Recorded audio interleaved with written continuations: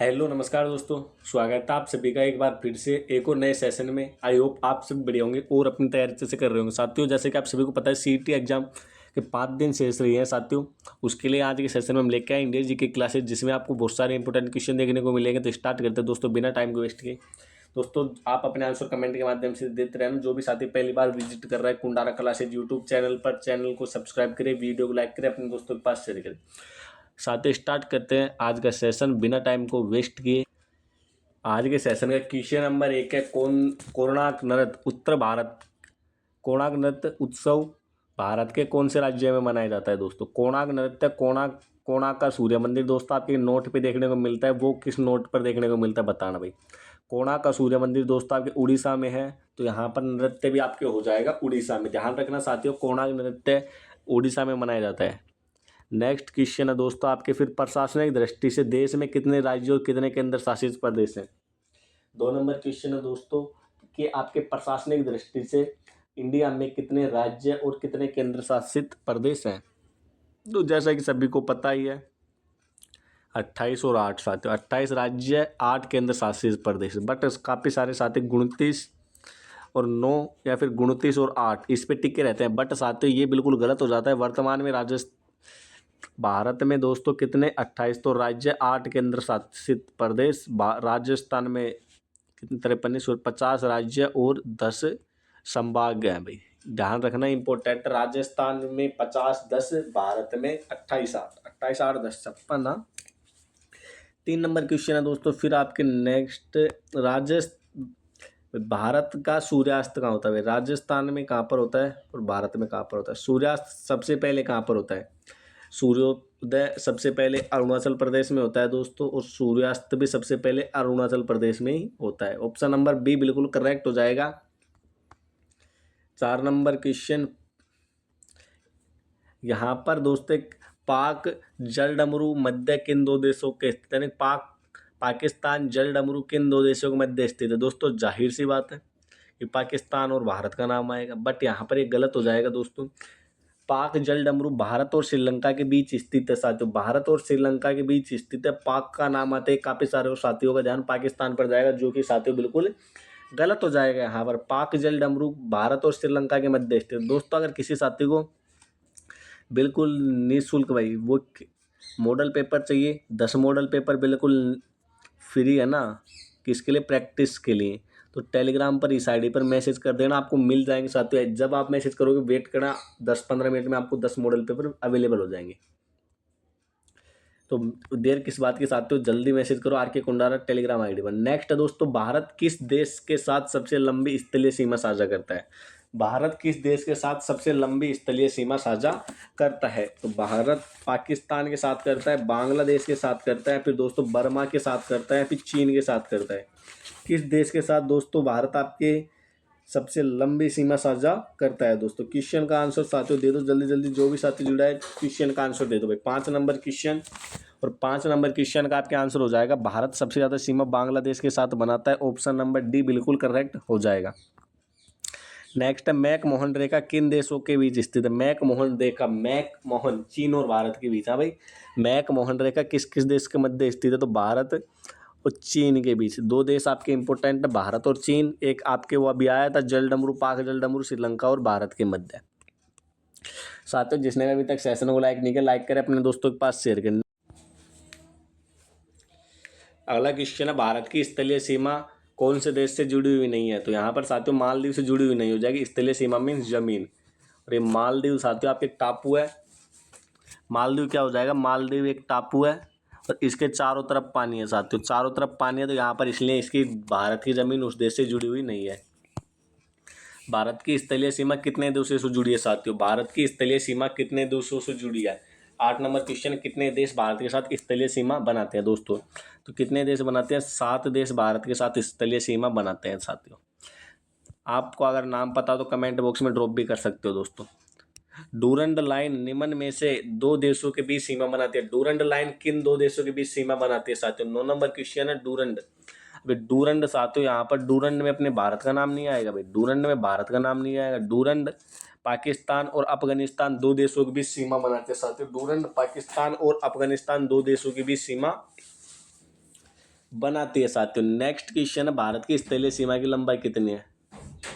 अभी भारत का उत्तर से दक्षिण विस्तार है। स्टेनोग्राफर कंप्यूटर एग्जाम 2011 में पूछा तो गया था पेपर फर्स्ट में, भारत का उत्तर पश्चिम विस्तार कितना है, फिर भारत के उत्तर से पश्चिम सॉरी उत्तर से दक्षिण की लंबाई कितनी है साथियों। 10 नंबर क्वेश्चन, उत्तर से दक्षिण की लंबाई कितनी है साथियों। तो उत्तर दक्षिण का विस्तार साथियों कितना हो जाएगा, 3214 किलोमीटर। 3214 किलोमीटर भारत की उत्तर से दक्षिण की लंबाई हो जाएगी, फिर उत्तर दक्षिण का विस्तार हो जाएगा। नेक्स्ट क्वेश्चन है 11 नंबर, किस वर्ष में गंगा नदी की डॉल्फिन को भारत का राष्ट्रीय जलीय जीव, भारत का राष्ट्रीय जलीय जीव कौन है, गंगा नदी की डॉल्फिन। और इसको घोषित कब किया गया था साथियों, गंगा नदी की डॉल्फिन को भारत का जलीय जीव कब घोषित किया गया। क्वेश्चन 11 इंपॉर्टेंट है, भारत का राष्ट्रीय जलीय जीव कौन हो जाएगा, गांगे डॉल्फिन। और गांगे डॉल्फिन को भारत का राष्ट्रीय जलीय जीव किस वर्ष घोषित किया गया दोस्तों, 2009 में। अभी थोड़े दिन पहले, थोड़े दिन की बात तो ऐसे 15 साल पहले घोषित किया था साथियों, 15 ईयर पहले। भारत का अक्षांशीय विस्तार कितना है, भारत का अक्षांशीय विस्तार, दो ऑप्शन आपको सेम दिख रहे होंगे, 8 डिग्री 4 डैश उत्तर, 38 7 उत्तर, 8 डिग्री 4 डैश उत्तर और 37 6 उत्तर। दोस्तों यहाँ पर दोनों में से एक ये तो नहीं सही नहीं होंगे, देखो भाई ऑप्शन नंबर बी और सी तो सही नहीं होंगे, बिल्कुल कट्टा से मार देते हैं। यहाँ पर ए और डी में से सही होगा, तो यहाँ पर साथियों डी बिल्कुल करेक्ट हो जाएगा।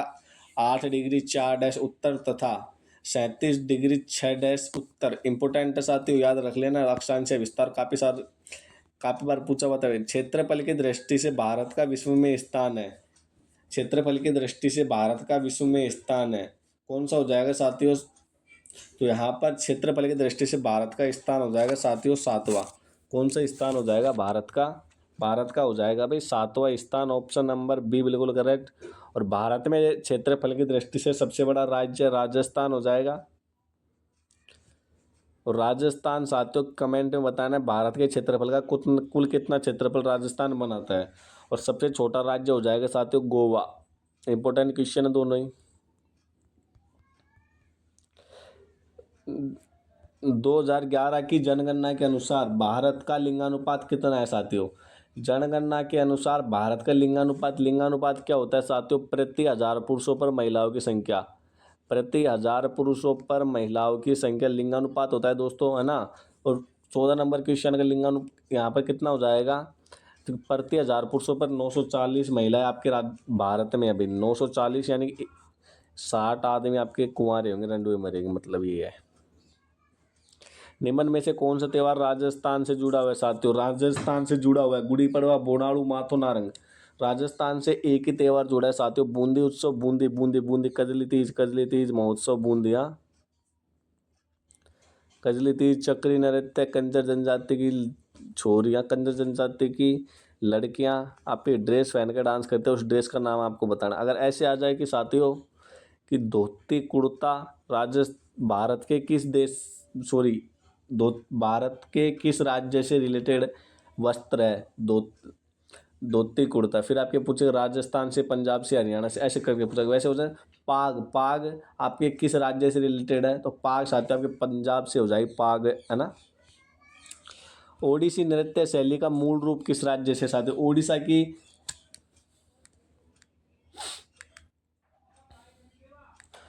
की नृत्य शैली मूल रूप से किस राज्य से संबंधित है दोस्तों। 16 नंबर क्वेश्चन, ओडिसी है तो भाई उड़ीसा से संबंधित होगी, ना कि पाकिस्तान से संबंधित होगी। हाँ भाई, जिसने भी लाइक नहीं किया साथियों लाइक कर दो, शेयर भी कर दो भाई। और क्या करना है आपको, कमेंट करके ज़रूर बताना कि सेशन कैसा लग रहा है। 17 नंबर क्वेश्चन आपके है भाई, आपके भारत के किस राज्य में लिंगानुपात सबसे अधिक है दोस्तों। जनगणना 2011 की जनगणना की बात करें तो अंतिम जनगणना ली जाती है, और अंतिम जनगणना साथियों 2011 में हुई थी, तो यहाँ पर 2011 की जनगणना ले रही है। तो आपके भारत के किस राज्य का लिंगानुपात सबसे अधिक है, किसके अनुसार, 11 की जनगणना के अनुसार साथियों। 17 नंबर क्वेश्चन, सबसे ज़्यादा केरल का है साथियों, केरल का लिंगानुपात सबसे अधिक है। 2011 की जनगणना के अनुसार सबसे अधिक लिंगानुपात वाला राज्य केरल 943, यानी कि यहाँ पर साथियों कितने कंवारे मरेंगे, 43 7 57 आदमी यहाँ पर कंवारे रहेंगे। और हरियाणा का 889, यानी कि आपके मान के चलो 100 121,000 में से 121 आदमी आपके रनवे रहेंगे साथियों। अब वो आपके बिहार जाएंगे, ऑप्शन ही है ये बिहार से लाना। अब तो फिर भी बहुत स्थिति सुधर गई साथियों। ये 2011 की जनगणना के अनुसार पूछा था साथियों, अब आएगी साथियों 2025 की जनगणना के अनुसार, ऐसे होगा शायद। भारत की 2011 की जनगणना के अनुसार सबसे कम आबादी वाला राज्य, सबसे कम आदमी कहाँ पर निवास करते हैं दोस्तों? सबसे कम आदमी कहाँ पर निवास करते हैं? सबसे कम आदमी सिक्किम में निवास करते हैं दोस्तों। कहाँ पर? सिक्किम में।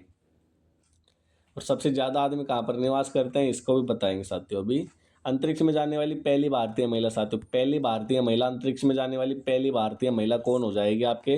सुनीता कौन हो जाएगी? सुनीता विलियम्स। हाँ भाई, 19 नंबर में कौन हो जाएगी? सुनीता विलियम्स होगी, फिर कल्पना चावला होगी साथियों, ये नहीं होगी। यहाँ पर भारतीय पूछा साथियों, भारतीय महिला हो जाएगी अनुसेह अंसारी। ऑप्शन नंबर सी बिल्कुल करेक्ट हो जाएगा। Next question 20। भारत का राष्ट्रगान जनगण मन मूल रूप से किस भाषा में लिया भाई? अपना जो राष्ट्रगान है, राष्ट्रगान जनगण मन और राष्ट्रगीत साथियों वंदे मातरम, है ना भाई? तो इनके राष्ट्रगान के लेखक कौन हो जाएंगे और वंदे मातरम के लेखक कौन हो जाएंगे, कमेंट बॉक्स में बताना। यहाँ पर साथियों बांग्ला भाषा का शब्द, मूल रूप से बांग्ला का शब्द है, इसको फिर रूपांतरित किया गया है। भारत उपमहाद्वीप का एक अंग था। भारत किस महाद्वीप का एक अंग था साथियों? 21 नंबर क्वेश्चन। भारत आपके गोंडवाना लैंड, गोंडवाना महाद्वीप, लैंड को क्या बोलते हैं? भूमि। तो गोंडवाना लैंड या फिर गोंडवाना भूमि का एक हिस्सा था साथियों। ऑप्शन नंबर बी बिल्कुल करेक्ट हो जाएगा। नेक्स्ट क्वेश्चन दोस्तों 22। 1857 के द्रोण समय, जब आपके 1857 क्रांति हुई साथियों, राजस्थान में 1857 क्रांति पूरे भारत में हुई थी, उस समय गवर्नर जनरल कौन था? अपने भारत का गवर्नर जनरल कौन था? ये लेक्चरर स्कूल व्याख्याता में पूछा था साथियों, इंपोर्टेंट क्वेश्चन है 22 नंबर। तो उस टाइम साथियों गवर्नर जनरल लॉर्ड कैनिंग हो जाएंगे। लॉर्ड कैनिंग उस टाइम गवर्नर जनरल हुए। दोस्तों एक बात बताओ, ये क्या लिख रखा है? ये तरंग धैर्य, तरंग धैर्य नहीं है साथियों, तरंग दैर्ध्य है, तरंग दैर्ध्य है। निम्न में से किसमें 1857 की क्रांति के विद्रोह या फिर 1857 क्रांति का राष्ट्रीय स्वतंत्रता के लिए एक सुनिश्चित संग्राम की संज्ञा दी? आपके 1857 क्रांति हुई साथियों, उसको एक व्यक्ति ने सुनियोजित संग्राम की संज्ञा दी, और वो व्यक्ति कौन हो जाएंगे साथियों? 23 नंबर क्वेश्चन, वो आपके हो जाएंगे वी वी नहीं, ये वी डी सावरकर हो जाएगी साथियों। ऑप्शन नंबर सी बिल्कुल करेक्ट। 1857 की क्रांति के समय दोस्तों क्वेश्चन है, 1857 की क्रांति के समय भारत में मुगल बादशाह कौन था? मुगल बादशाह साथियों, मुगल बादशाह का नाम आते साथियों कहीं ना कहीं आपके नाम आता है अकबर का, या फिर ना भाई अकबर का। मुगल बादशाह का नाम आता है, किसका नाम आता है भाई? अकबर का। बट साथियों यहाँ पर अकबर ऑप्शन में है नहीं, तो कन्फ्यूज होना आपको है नहीं साथियों, कन्फ्यूज होना है नहीं। उस टाइम साथियों बहादुर शाह जफर सेकंड आपके थे भाई, बहादुर शाह रंगीला नहीं, बहादुर शाह सेकंड आपके हो जाएंगे। Option number D. मुगल बादशाह का नाम आता है, अकबर का नाम आता है साथ। अकबर इतना भी अच्छा नहीं था जिसको उतना जोधा अकबर में दिखाया जाता है। 1857 के विद्रोह के दौरान बहादुर शाह द्वितीय, बहादुर शाह जफर मुगल सम्राट थे, जो 19वें और अंतिम मुगल सम्राट थे साथियों। अंतिम मुगल सम्राट बहादुर शाह जफर कौन से नंबर का? 19 नंबर का। कांग्रेस, भारतीय राष्ट्रीय कांग्रेस का प्रथम अधिवेशन कहाँ आयोजित हुआ? प्रथम अधिवेशन कहाँ पर आयोजित हुआ था साथियों? प्रथम अधिवेशन आपके आयोजित हुआ था साथियों बम्बई में। बम्बई वर्तमान में स्वरूप हो गया साथियों मुंबई, और आपके कहा था चेन्नई, मद्रास का वर्तमान नाम हो गया चेन्नई। चैन, देखो भाई लुंगी पहनते हैं, लुंगी में चैन नहीं होती, तो का नाम कर दिया चेन्नई। ऑप्शन नंबर बी हो जाएगा यहाँ पर बम्बई। नेक्स्ट क्वेश्चन दोस्तों इंपोर्टेंट 26। देखो भाई, प्लेग रोग फैल जाने से पूना में होना था, बट दोस्तों वहाँ पर प्लेग रोग फैल चुका था, इसके कारण बम्बई में WC बनर्जी, भाई WC बनर्जी की अध्यक्षता में संपन्न हुआ साथ। इम्पोर्टेंट है। देख साथ अभी क्वेश्चन पूछ रहा था जनगण मन के रचयिता कौन है साथी? जनगण मन के नाम आते ही बंकिम चंद्र चटर्जी या फिर साथियों रविंद्रनाथ टैगोर, दो आपके नाम आते हैं। एक ने तो जनगण मन लिखा था, एक ने वंदे मातरम लिखा था साथियों। यहाँ पर रविंद्रनाथ टैगोर जनगण मन के हो जाएंगे, और राष्ट्रगीत के साथियों वंदे मातरम के बंकिम चंद्र चटर्जी हो जाएंगे। कभी मैं तो बोलना साथियों इंपोर्टेंट क्वेश्चन है। रविंद्रनाथ टैगोर ने मूल रूप से बांग्ला में रचित जनगण मन को 24 जनवरी 1950 को भारत के राष्ट्रगान के रूप में संविधान सभा द्वारा इसके हिंदी संस्करण में अपनाया। मतलब आपके पहले बांग्लादेशी भाषा में लिखा था साथियों। बट फिर उसको आपके संविधान सभा द्वारा हिंदी में अपना लिया गया। स्वराज पार्टी के संस्थापक कौन थे साथी? 27 नंबर क्वेश्चन, स्वराज पार्टी के संस्थापक कौन थे? मोतीलाल नेहरू और CR दास। MLN मोतीलाल नेहरू और CR दास हो तो CRD। शॉर्ट में याद करो करो साथियों। यहाँ पर दोस्तों जो चित्तरंजन दास के साथ मोतीलाल नेहरू स्वराज पार्टी के संस्थापक थे साथियों।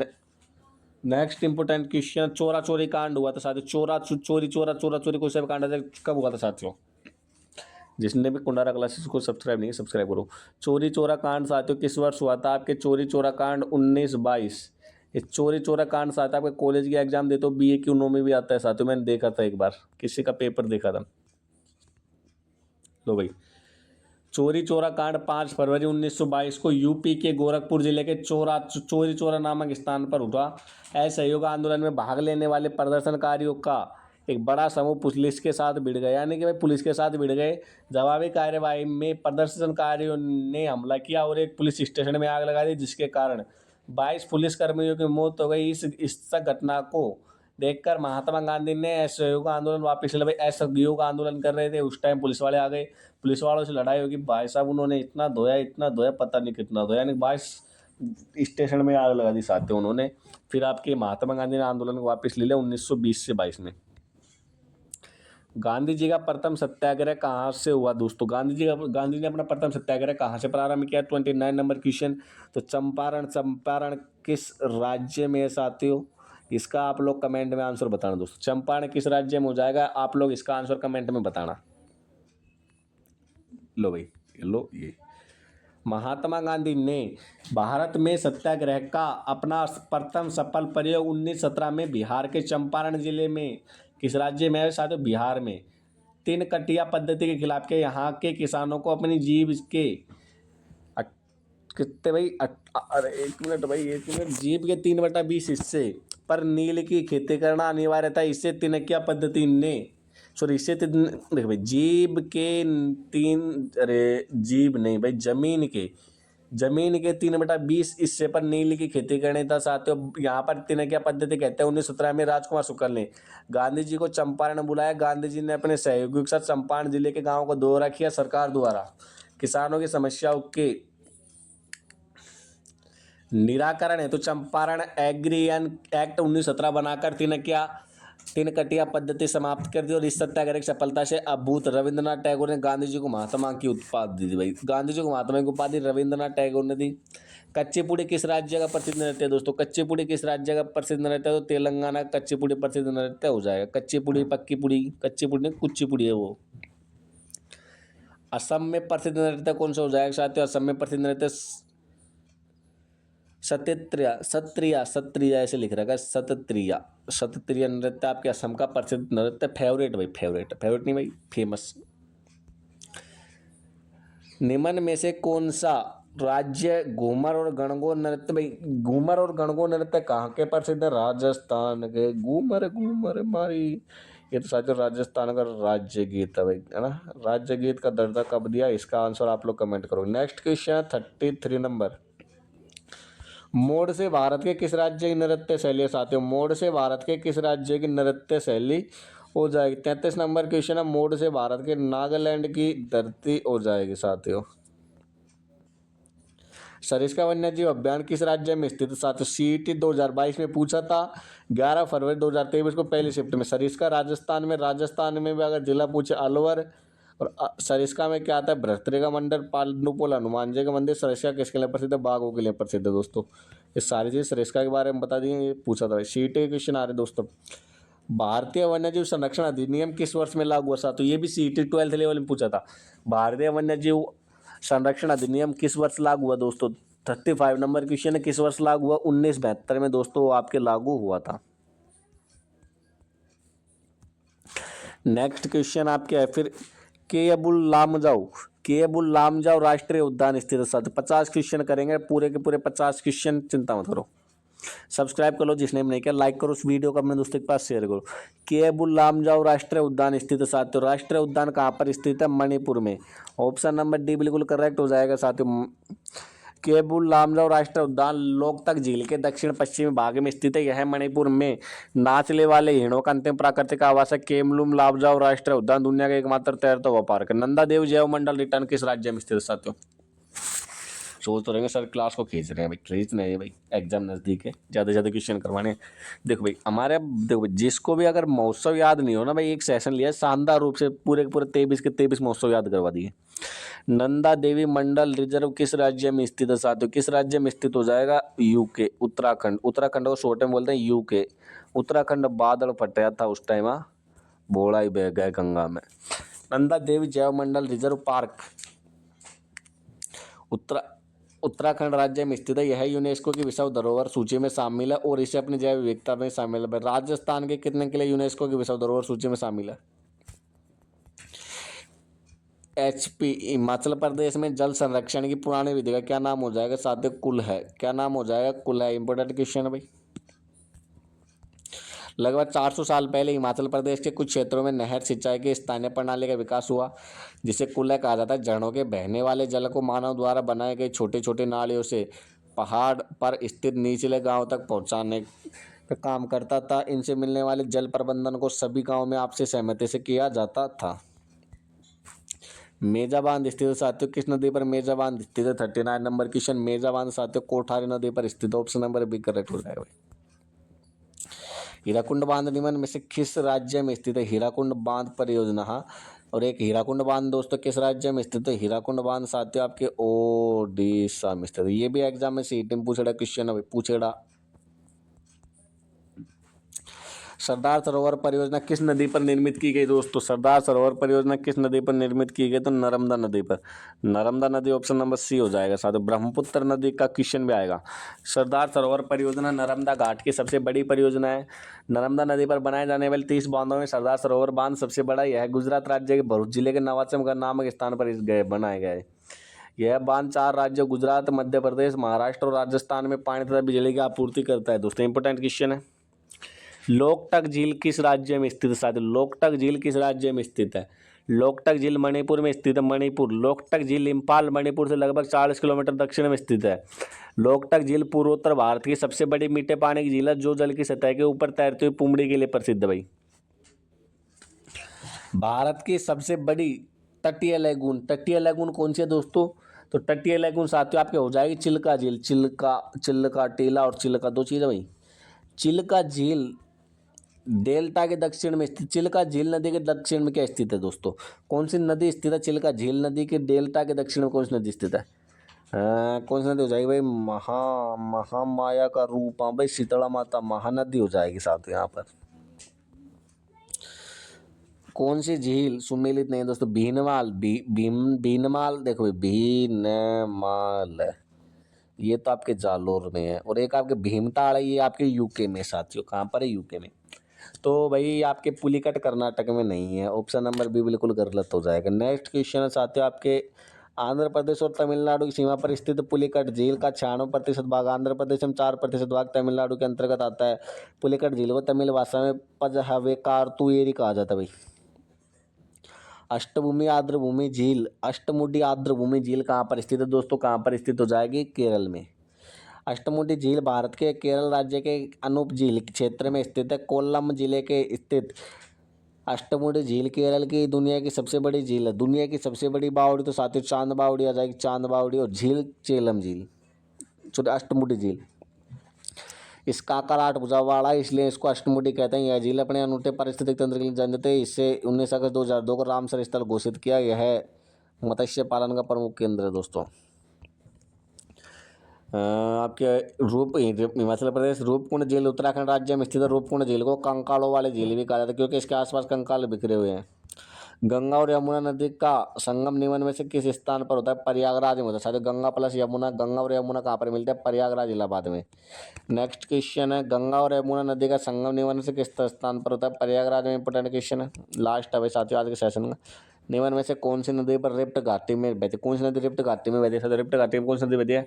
तो आपकी नर्मदा नदी। दोस्तों उम्मीद करता हूँ आपको आज का सेशन पसंद आएगा। पसंद आए तो क्या करें? वीडियो को लाइक, अपने दोस्तों के पास शेयर करें और चैनल को सब्सक्राइब करें और मॉडल पेपर के लिए साइड पर मैसेज। मिलते हैं साथियों नेक्स्ट सेशन में। बाय, धन्यवाद, टेक केयर।